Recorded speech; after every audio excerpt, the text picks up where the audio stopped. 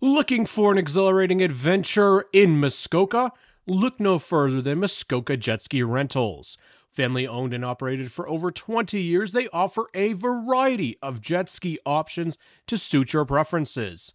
Choose from the comfortable Sea-Doo GTI or the sporty Spark Tricks for an unforgettable ride. Need a family-friendly option? Try their Sea-Doo Switch pontoon boat for a group outing on the water.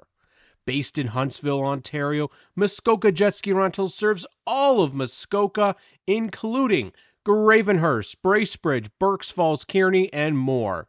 Contact them at 705-380-6857 or via email at info@muskokajetskirentals.com to book your jet ski rental today. With prices starting as low as $160, including fuel, get ready for endless fun on the water with Muskoka Jet Ski Rentals. Book now to keep the 2024 rates before they go up in 2025, and make sure to mention Stickers and Scuffs to get 15% off your rental purchase. Welcome back, Mighty Wipes, to the Stickers and Scuffs podcast in 2025. These alcohol-free, natural-scented products will revolutionize your cleaning routine. Their soapy hand wipes are gentle on the skin, making cleaning a breeze. How about for your race car or tough kitchen messes? Their automotive or kitchen degreasers will do the trick. Say goodbye to harsh chemical smells. Mighty Wipes have a natural sap scent that will leave your space smelling fresh and clean. Available at Two Speed Motorsports or online at CanadaWipes.com. Mighty Wipes are a must-have for every household. Join the satisfaction of countless customers who have made the switch to Mighty Wipes. Try them today and experience the difference for yourself. Stickers and Scuffs, we ride. Interviewing drivers side by side, from the pits to winning strides. Stickers and Scuffs, our racing guide. Hear the roar and feel the speed. Every driver chasing dreams, from the green flag to the win. Kevin Cradle, let's begin. Stickers and Scuffs, we ride. Interviewing drivers side by side, from the pits to winning strides. Stickers and Scuffs, our racing guide.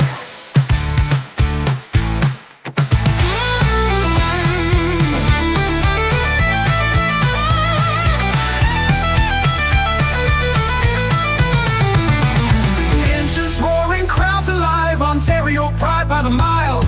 Lap by lap on the move, catch the thrill in every groove. Stickers and Scuffs, we ride. Interviewing Happening. That's right. It is happening. Ladies of the Oval month continues, presented by Muskoka Jet Ski Rentals. And, of course, our friend Pam at Mighty Wipes. Of course, Graydon Bunn always got the product right behind him. But we couldn't really fit a jet ski in the condos, so you'll just have to bear with us on Nothing that back one, there but- behind you, eh? No. It's week 2 with the newly christened SNS ambassador, one of 5 for 2025. Hana Lamont joins us. Hannah, how are you doing tonight?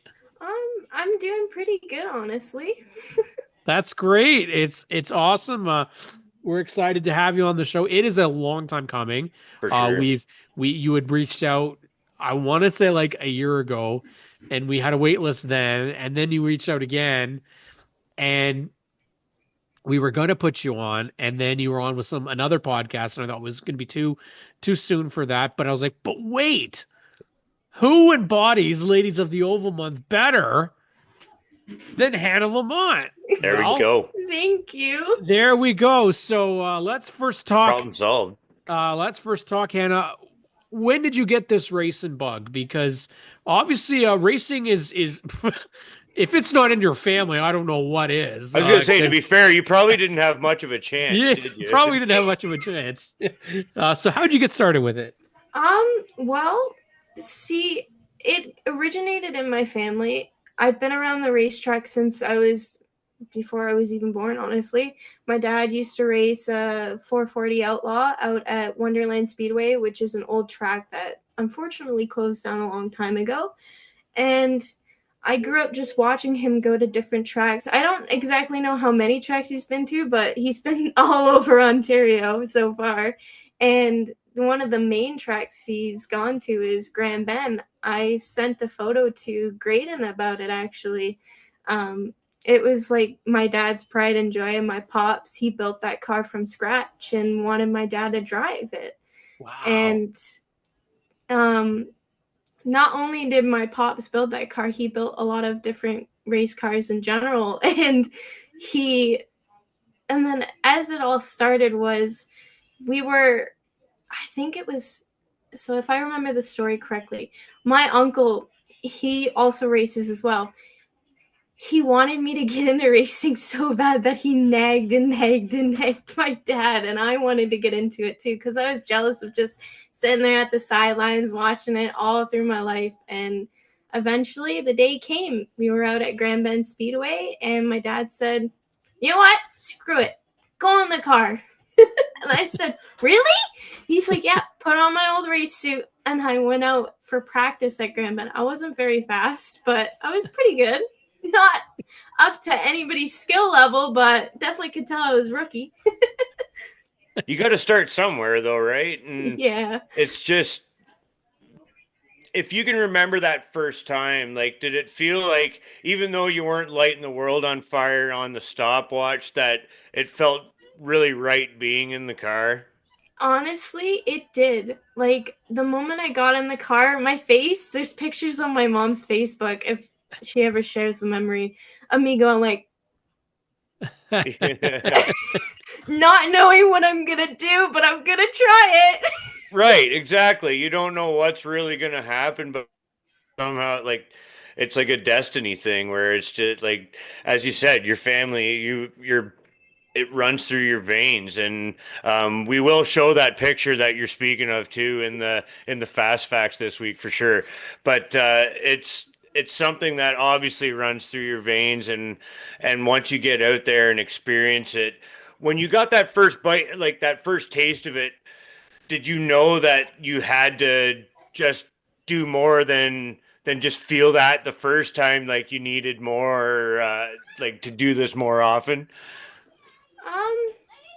Honestly, when I first hopped in the car, I felt the adrenaline, the Yeah. rush, and I just wanted more. Yeah. And I couldn't believe it. I was like, this is amazing. Yeah. And then the old black and white 14, it was sitting in the garage. My dad had quit racing it after that last race.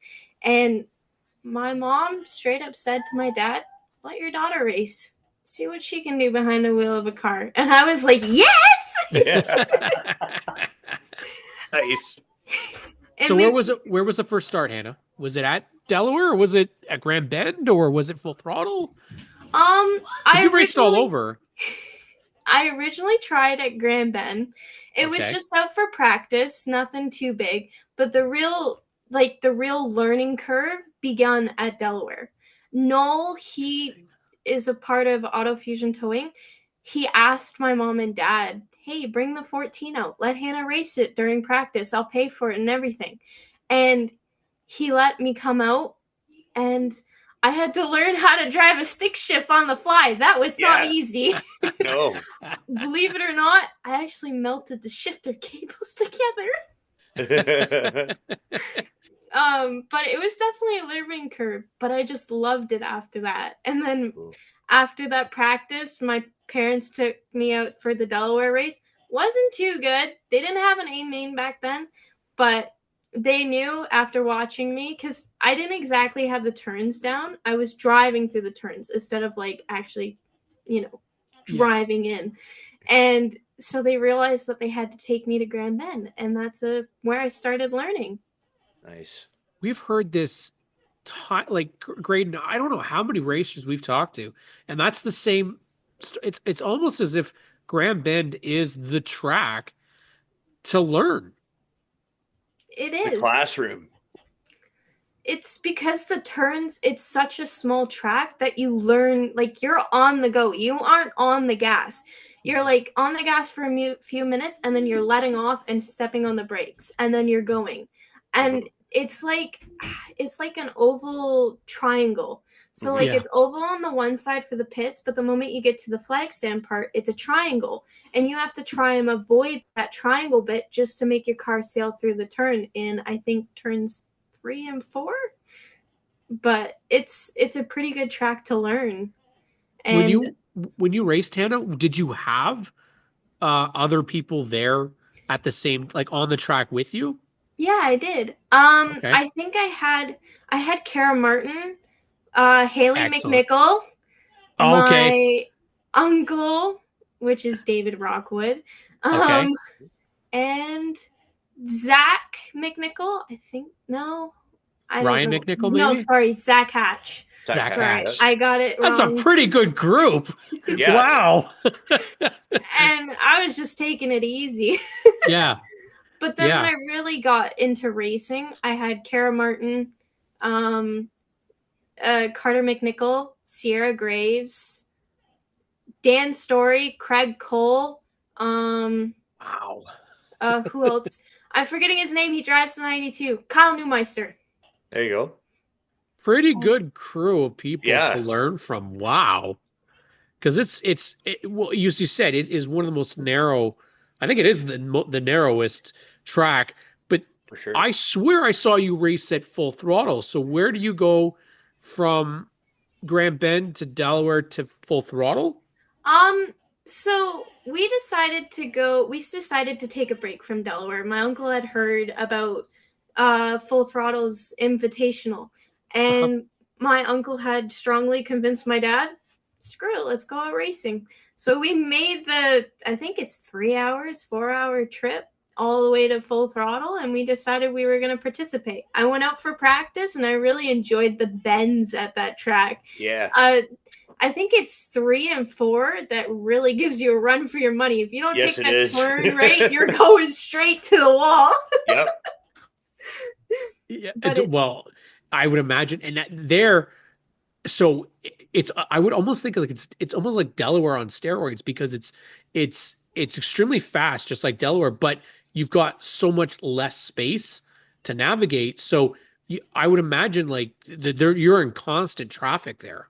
yeah, it definitely was a new, interesting thing. I would have never honestly been able to drive that track if it weren't for the fact that I first tried Gran Ben, because it is a lot like not the banking, but the track is small enough that it's similar like Gran Ben, but you still have that room to like run down on the front stretch and then come down in.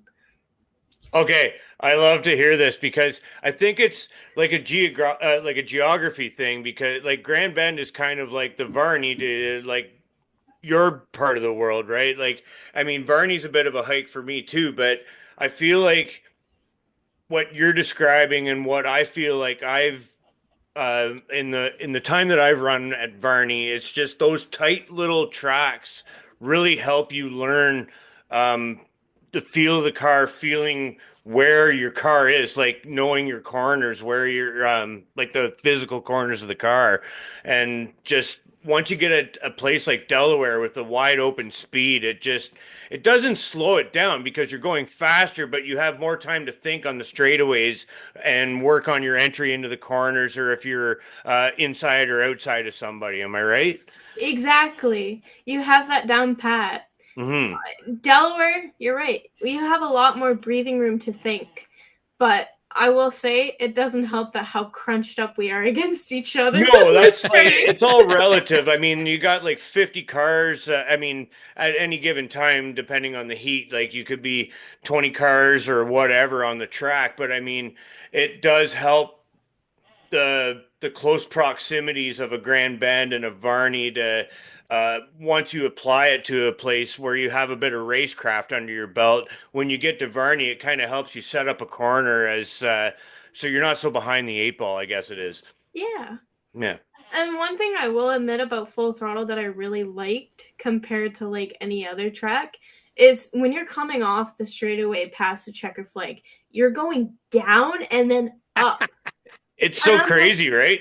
The 14 car, I could just feel the bottom of that front bumper. That bumper has been through heck. And it just, I could feel it scratch against the bottom as I'm coming up. And I'm like, that's such an interesting feeling, but it's a lovely track. I gotta give Full Throttle credit. How you can sit like is. The car like just because of that Daytona steepness banking there, it's just amazing how the car loads and unloads. Like you said, it's like no other track that it does that. Exactly. Yeah. So how was this year for you, Hannah? It was a pretty stacked season out there at Delaware, very, very busy. But I think I put it out on social media. I feel like your season, from an outsider's perspective, it seemed like the start was it took a while to get going, and then by the end, it was like you were finding your rhythm. Well, you're not wrong about that. We went from having a brand new car, took it out for practice, it ran amazing, and the next thing you know, we forgot a part to take off. Have you ever heard of the Cadillac converter? Yeah. Yeah, my dad forgot to take that off, and oh boy, the car was just bogging, and I was like, yeah, a bit of a dog. I can't go any faster. I want to go faster. And I was mad, but I wasn't upset. I just came out of that car and I said to my dad, we need to cut that cut off. I want to go faster. When you approach that though, knowing now it was a mechanical problem, it's like not a problem, right? But I think you guys experienced something that not a lot of the racers across Ontario do, because you do have the option of missing the A main, which not a lot of tracks you have that. Does that ever get to you? It does bother me sometimes, but it doesn't. I don't let it get in the way. I just look at it as go out, race harder. Make it into the feature, make it into the B main. The B main is probably, like at Delaware, if you don't make it into that feature, or sorry, immediately off the hop after making it into the heat or out of the heat, the B main is very difficult because a lot of drivers do get DQ'd out of their heats, and you have to face the top contenders. And I will admit, it's difficult. There's a lot of fast contenders out at Delaware, and it definitely make it a challenge, but it's worth the fight. I think we saw that, and that's why I say I think we saw that fight from you and Chris Soares. He always makes a mention of Hana Lamont and how Hana Lamont's doing, which is great for us because it makes it so much more fun getting to see you come through there. And it was really nice because I think towards the end of the season, it wasn't just that you were trying to hold on to a position. You were trying to pass people in those B and those A mains. I think your best race may have been the last one, if I'm not mistaken, where it was I believe you came from the B main you had to make it into the transfer spot in the B main. I think you made up to like 4th place, and then in the feature made it all the way up to 25th. If I'm not mistaken, I believe that was it. This is why I love stats.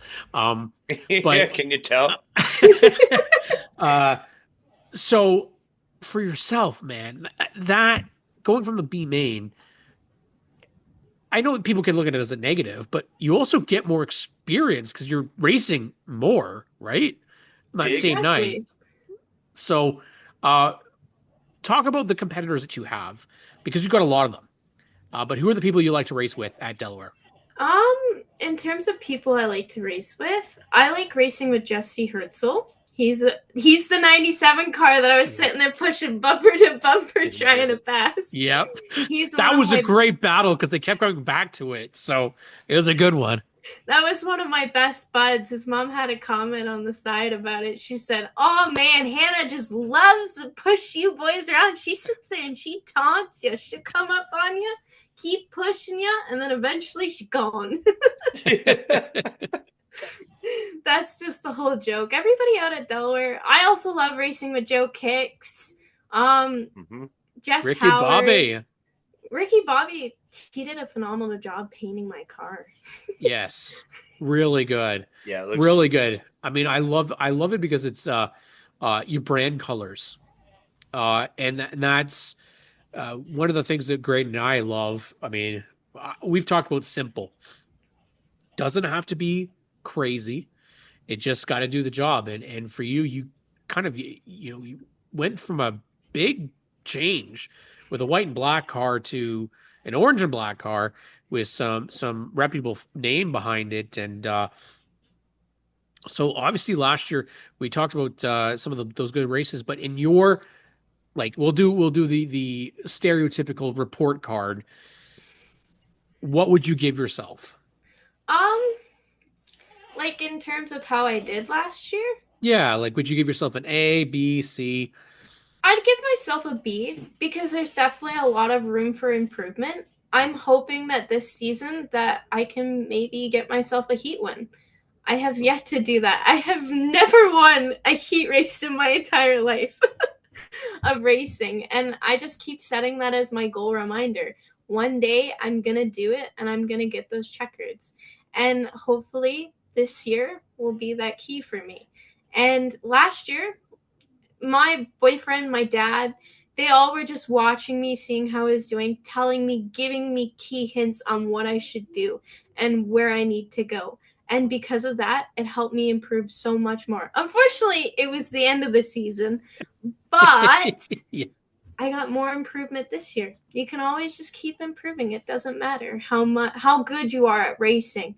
Always improve and set yourself some goals.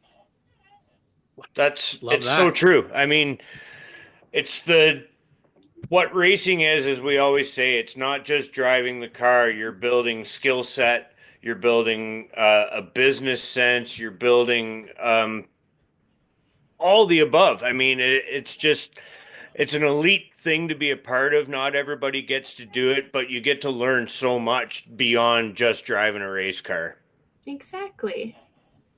Like, I do a race day post hero cards for racers. I Right, try to that's help where every little way possible with media attention and all that because to me, it's about supporting my partners and the people who are on my car. And I always try Mhm, my best to improve myself and my race team just to be successful.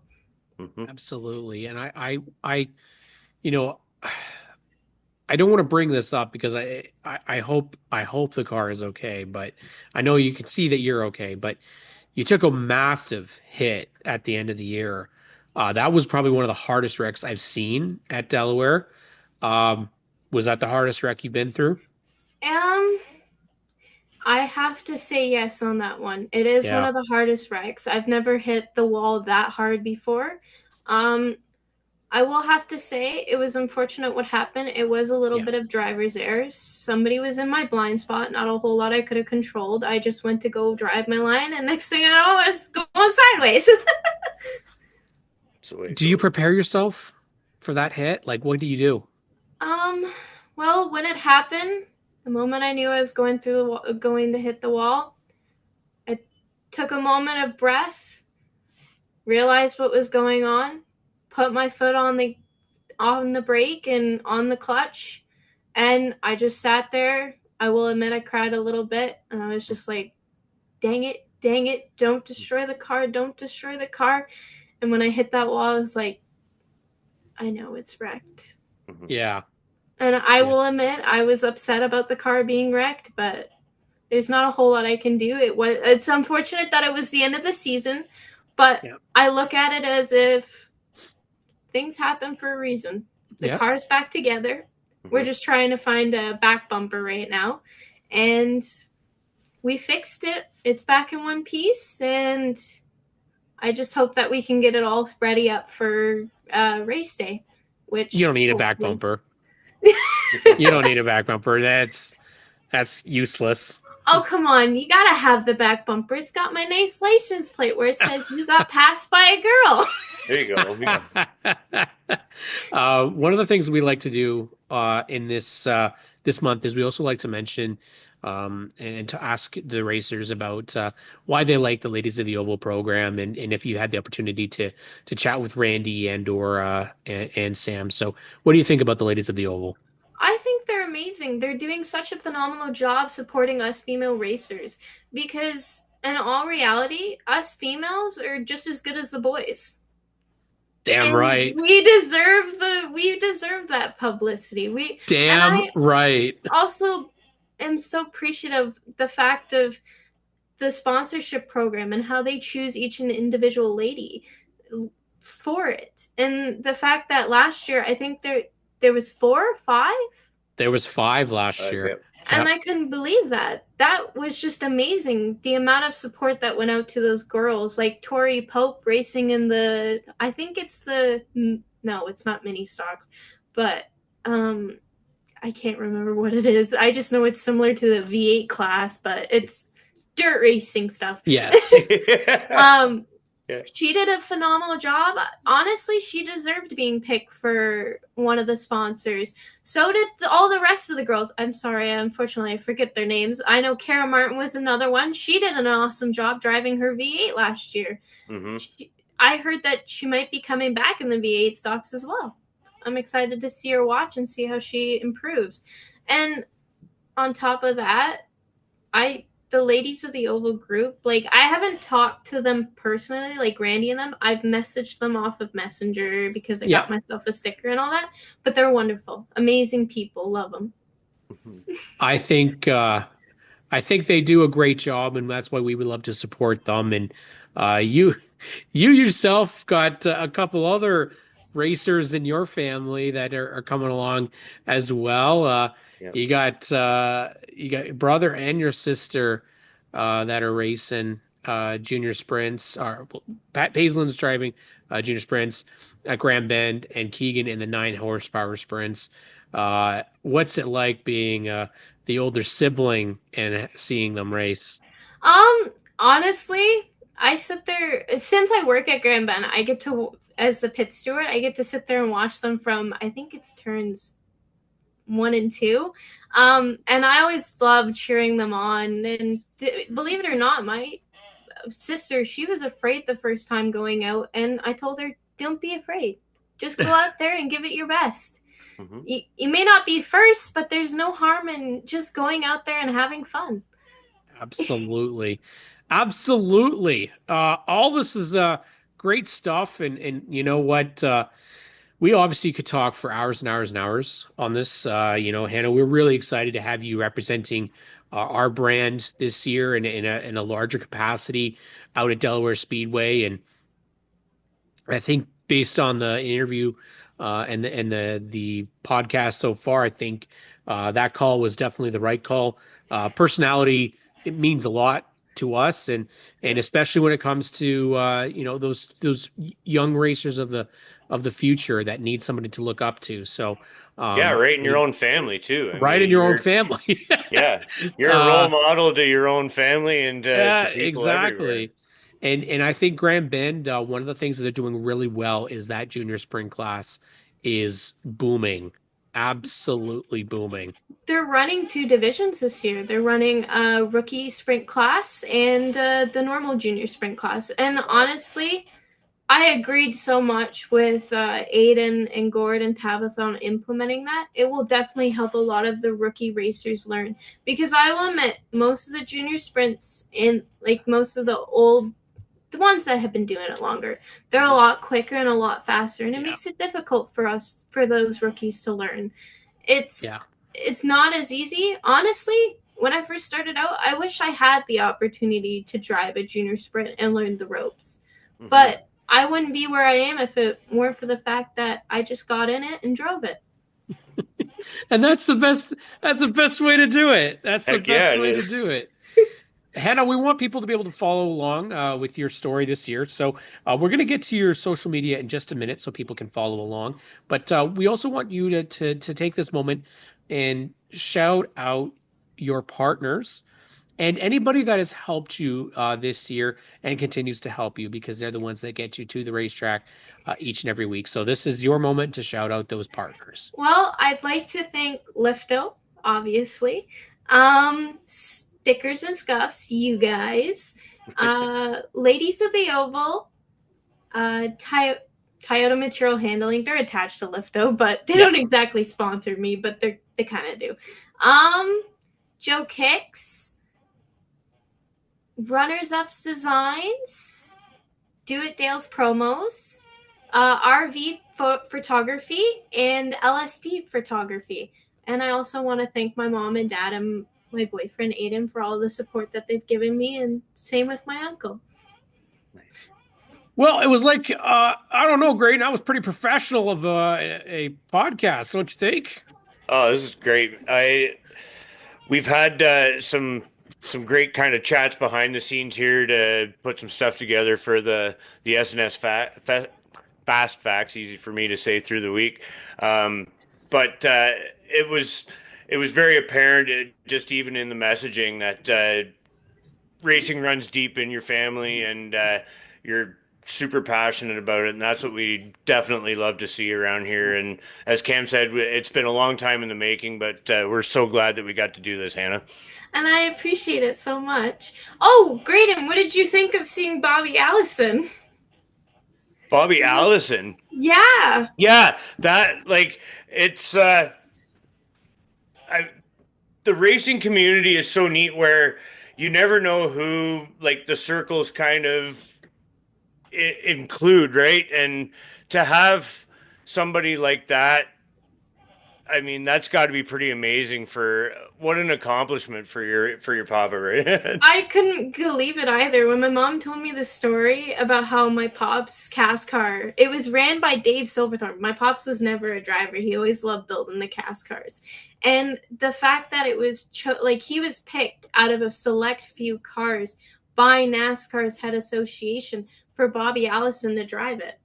That's so cool. And like we said, like, we all have our, like, Cam wanted to be the guy on the mic, and like your papa wanted to be the guy building cars, and I love driving. You love driving. It's just there's something for everybody in racing, and it doesn't need to be behind the wheel. And that's such an honor, I'm sure, that, I mean, your papa will never forget that for as long as he lives, that somebody, and especially now that Bobby's gone, I mean, that just maybe hits a little bit harder. He has like a whole box full of autograph stuff from Bobby Allison. He's got like a picture. He has a book that has Bobby Allison's picture in it signed. He also has a few other Allisons that's signed as well too. Wow. And there's also, I think, a magazine, like a poster of Bobby Allison with the car and everything, and it's signed by him. My nanny, she was digging out some history, and she's like, Hannah, you want to see some cool racing stuff? I said, yes. That stuff's neat. And it's just, that's the thing too. Like, when, like, his grandkids, when you guys come along and see this stuff, and it's like, oh my God, like, this is something, a part of your family that just, it maybe is something that you didn't know, but it maybe makes so much sense at the same time too. It was amazing, because I heard that my pops went to Calistoga Speedway, and it's crazy to find out all this history. And there's even a few people at the racetrack that know who my papa is and how well he was at building cars, and I just, like, I'm related to that. Right. Yeah. And it's just, like, as we always say, like, racing is family, and it's just how families interact with other families in racing, and you never know who's crossed paths with who and what kind of stories come from that. And that's really neat. It is. I honestly couldn't. I'm so proud of my pops for what he did, and Totally. he helped in building my car, and I idolize it. Yeah, totally. Like, that part of it too. So, like, I know, Cam, but like, where he has his hands on your car that you get to drive, I mean, just taking all that into account has got to mean just so much. It does. Yeah. Well, Hannah, we want to wrap this up, but before Socials. we do, let's get the socials. How can people follow you? Well, you can forget. find me. Oh, You can find me on Lamont Racing, and I also have a TikTok page. It's dedicated to mainly my car. Unfortunately, it's kind of like my personal TikTok account that I got bored and just decided to post about my racing life. You can find it just by searching Hana Lamont 14 with no capitals, nothing like that. And we're on Instagram. But that's if you want to watch the lift. Like, if you want to see my car in general, there's Lifto Racing. It's on Instagram if you are curious enough to follow it as well. There's a lot of different racers as well that are a part of the Lifto Racing group, and you can check that out as well. Awesome. Absolutely amazing. Hana Lamont here on the Stickers and Scuffs podcast, racing ambassador for our podcast in 2025.